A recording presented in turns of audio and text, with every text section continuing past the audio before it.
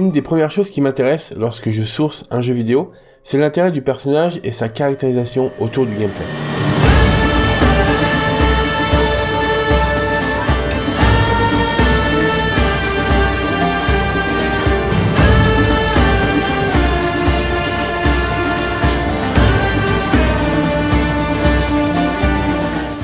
Et dans ce domaine, il me semble qu'Ubisoft est un cas intéressant à analyser. Alors je l'ai précisé en début de vidéo, mais je vais le redire quand même vocalement. Cette vidéo n'inclut que mon avis et pas celui de l'entreprise qui m'emploie, ni de ses employés.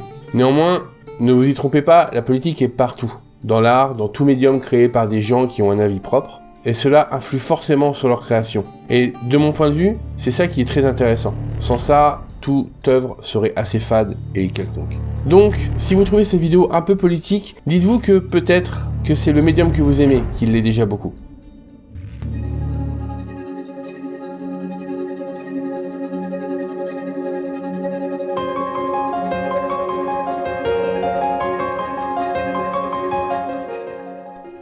Commençons avec deux constats. Assassin's Creed est toujours un succès, surtout depuis son nouveau départ avec Origins en 2017.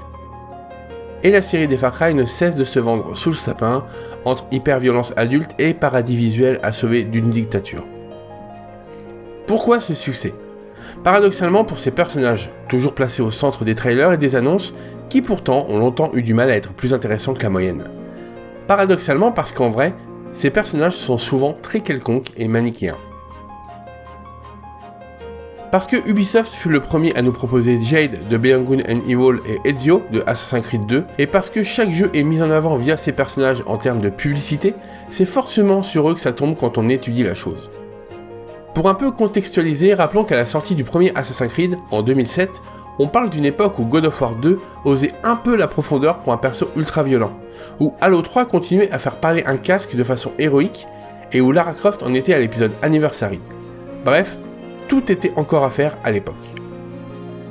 Jusqu'à ce jour, il y a eu beaucoup de personnages Ubisoft et malheureusement très peu sont sortis du lot et sont restés en tête des joueurs après quelques années.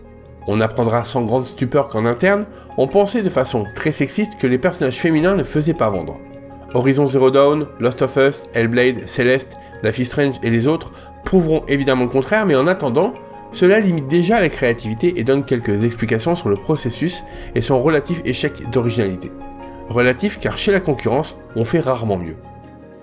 L'ironie de la chose, c'est que pendant que les personnages assassins et libérateurs de dictature étaient toujours plus virils et mal rasés, cabotins et je m'en foutistes, les seconds rôles, souvent moins clichés, prenaient doucement le pouvoir dans la mémoire des joueurs. Les méchants ont joué un rôle considérable dans le succès de Far Cry, à commencer par Vaas dans Far Cry 3. Les seconds couteaux tels que Wrench dans Watch Dogs 2 crèvent aussi tellement l'écran qu'ils en effacent tout le reste.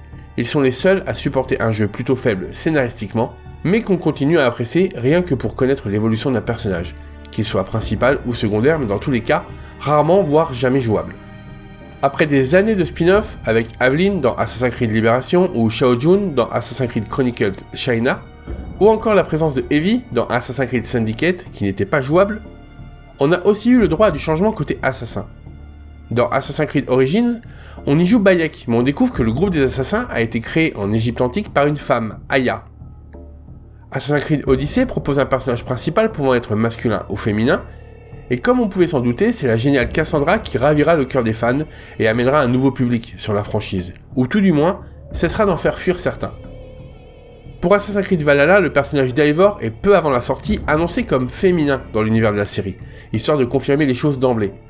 Cela n'empêchera tristement pas tout le marketing de se concentrer sur le faciès masculin dans tout ce qui est attrait aux cinématiques des salons spécialisés, aux publicités, et même aux jaquettes du jeu. Même après MeToo, même après les affaires internes, le marketing reste le marketing, et si la statuette à collectionner de Valhalla représente évidemment le personnage féminin, canon à l'aventure, tous les trailers n'hésiteront pas à reprendre l'image virile et badass de ce mec lambda de tous les films ou séries de vikings déjà vus auparavant. Plutôt que d'essayer de bousculer et convaincre le public, on continue de le caresser dans le sens du poil. Il y a aussi une constante chez Ubisoft qui veut que les DLC de leurs principaux jeux soient toujours plus intéressants en termes de personnages et de diversité. On peut citer quelques exemples comme Adewale dans Le Prix de la Liberté pour Assassin's Creed Black Flag, du lip sync dans Le Dernier Maharaja pour Assassin's Creed Syndicate, ou encore Ash dans Les Dieux Perdus pour Immortal Phoenix Rising. Et clairement, cela répond à un morceau de notre interrogation principale sur l'absence d'écriture intéressante des personnages principaux. Les DLC étant commandés en amont, ils sont moins importants en termes de marketing de contenu et n'ont besoin que de remplir des cases d'un calendrier de vie du jeu. Résultat, on peut imaginer que les talents d'Ubisoft soient beaucoup plus libres en écriture et créativité concernant ces épisodes en DLC, et donc qu'ils puissent tester des choses et se servir de cette contrainte de contenu comme d'un laboratoire à idées. Ce qui me laisse penser que j'ai peut-être raison sur ce point, c'est que lorsqu'Ubisoft transforme un DLC en standalone, un DLC qui n'a pas besoin du jeu original pour être joué, cela nous donne Far Cry New Dawn, et le résultat est du coup assez moyen. On retrouve la banalité du récit, le lissage des personnages, très méchants ou gentils mais peu complexes, et au final New Dawn est un Far Cry de plus. On en fait un paquet sur des méchants de sexe féminin, mais on retrouve l'écriture lambda et trop grand public des précédents titres, dédiés à des joueurs un peu vieillots et conservateurs.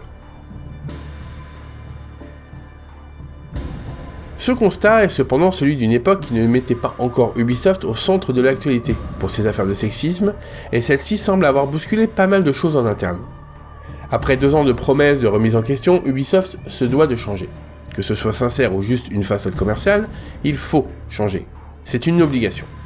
Et pour transmettre des idées, montrer des valeurs, quoi de mieux que de se concentrer sur ces personnages.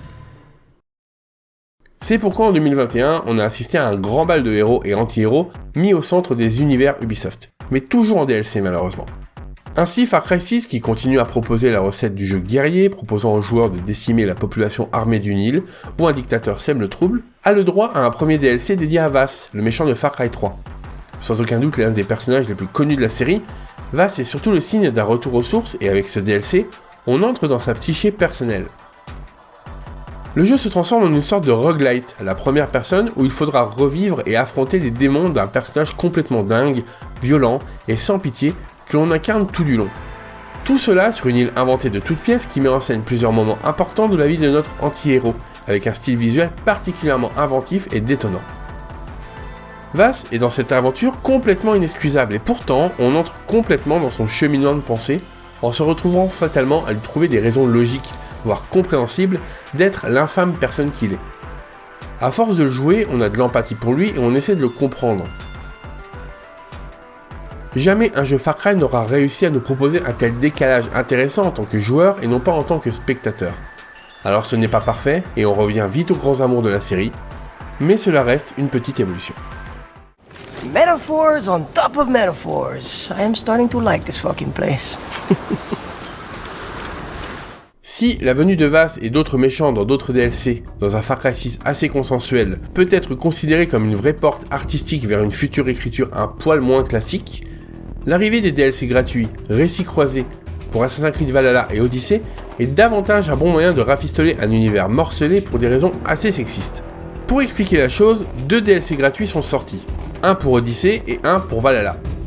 Le premier termine l'histoire de Cassandra de façon définitive, en ce qui concerne l'arc scénaristique en Grèce, alors que le second fait réellement se rencontrer les 2 personnages dans Valhalla. L'arrivée de ces 2 DLC gratuits officialise de façon nette et précise que Eivor et Cassandra sont les personnages canons de l'aventure. C'est un moyen parfait de fixer définitivement un point de l'univers des jeux, mais aussi et surtout un parfait moyen pour Ubisoft de dire, plus ou moins subtilement, qu'ils ont appris de leurs erreurs et qu'ils font un pas vers la modernité. On peut croire en eux, ou y voir une simple technique marketing pour surfer sur l'air du temps. Quoi qu'il en soit, cela ira dans le sens des futurs scénaristes, qui pourront, on l'espère, bénéficier d'un peu plus de liberté créative avant de devoir en faire un produit plus consensuel au final. Et puis entre nous, vu la fuite des créatifs chez Ubisoft ces derniers mois et les affaires qui continuent à faire parler d'elles, on peut espérer du sang neuf et pas mal de nouveautés dans les années à venir. La porte est ouverte à une nouvelle génération qui sait désormais où elle met les pieds. Et cette nouvelle génération de créativité a désormais un certain pouvoir entre les mains. Il faut juste espérer que les joueurs aillent aussi dans leur sens, en ne validant pas les projets les plus rétrogrades et en étant toujours plus demandeurs d'originalité, de progressisme et surtout de bonnes histoires bien écrites. Ce que j'ai appris du cas de figure Ubisoft, mis en parallèle avec la tonne d'autres personnages d'autres éditeurs, c'est qu'une bonne écriture de personnages devient de plus en plus obligatoire pour rendre un jeu vidéo original et mémorable, et que l'industrie du jeu vidéo a pris beaucoup d'années de retard sur ce sujet. Pourtant, en 2017, Horizon Zero Dawn sortait en exclusivité PlayStation et avait déjà cette force d'écriture au niveau de ses personnages.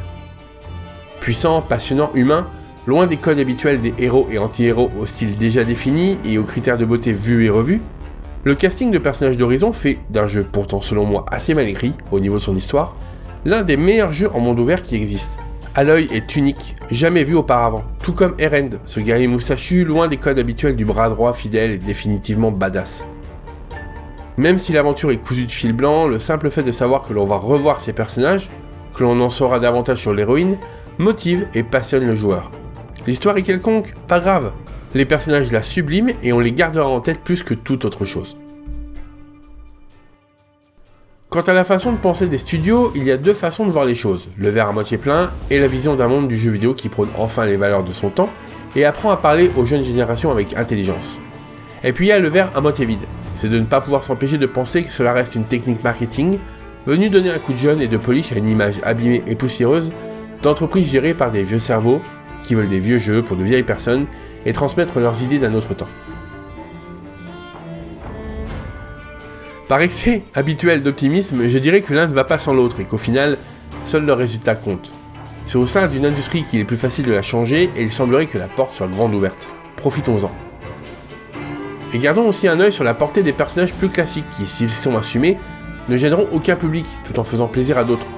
Les brutes d'un Gears of War sont par exemple si assumées qu'elles n'insultent rien et constituent même de bons exemples d'écriture surprenante qui surviennent là où on ne s'y attendrait pas, entre deux jurons débiles et scènes gore rigolotes.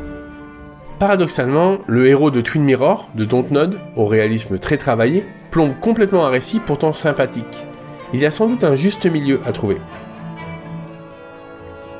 Plus que jamais, les personnages de nos jeux vidéo en définissent la qualité globale et leur portée universelle. C'est eux qui portent les idées d'un temps, les combats de demain et les coutumes d'antan, et s'il y a une époque où ces héros ou anti-héros deviennent de plus en plus passionnants à découvrir, c'est bien la nôtre. Maintenant, tâchons de travailler à ce que ces personnages plus modernes d'aujourd'hui ne deviennent pas déjà les clichés de demain, dont il sera dur de se débarrasser. L'objectif, c'est de savoir se renouveler rapidement, de vivre avec son temps et de le caractériser au mieux, sans laisser ses idées reçues prendre toujours davantage le pas sur la créativité et l'ouverture aux plus jeunes générations. C'est ainsi, à mon sens, que les meilleures œuvres vidéoludiques se feront. Et vu que mon taf c'est de trouver les jeux de demain, peut-être que je me suis mis la pression tout seul avec cette vidéo.